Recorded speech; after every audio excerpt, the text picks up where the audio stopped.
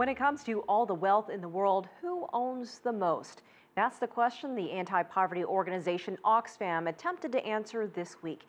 It predicts the world's richest 1% will soon own half of all the wealth in the world.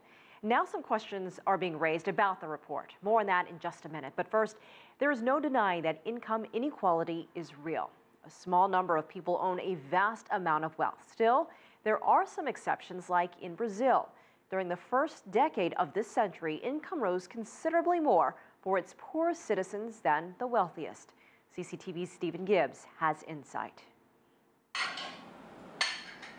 Vilma is, statistically, part of a Brazilian success story. She's one of the millions that have helped to narrow the massive gap between the rich and the poor in this Latin American giant. Her secret? Mainly hard work. She has 2 jobs, working as a domestic maid and selling cosmetics. Things have got better. There's a lot of work and there's more opportunity in terms of classes and education. Things are much better. I have lots of brothers and sisters, 17 in total. 7 are here in Rio. They all have jobs, they are all married. And the others, in the north, they are doing even better. Brazil, home to more than 200 million people, is by no means an equal society.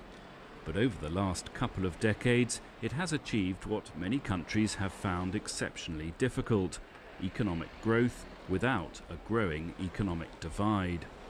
And that is particularly unusual, given that this is a developing country. The experience of most developing nations is that as their economies grow, so too does the gap between rich and poor. When a country stops growing, or has a very low rate of growth, or is very poor, inequality is also very low. But when a country grows, you'd expect more inequality during the transition period. So how did Brazil avoid that? Some say it was thanks in part to this man, President Luiz Inácio Lula da Silva. Elected in 2002, he was the first Brazilian president to have known poverty firsthand. He once worked as a shoe shiner. He vowed to distribute the country's wealth more fairly. His timing was fortunate. The Lula presidency coincided with an unprecedented boom in the price of Brazil's commodity exports, so there was no shortage of money and jobs to go around.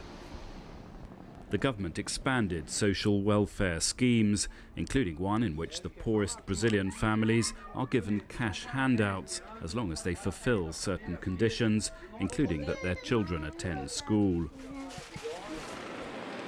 Despite this success, there is still a very long way to go. The gap between rich and poor remains amongst the world's widest here, far greater than, for example, the United States.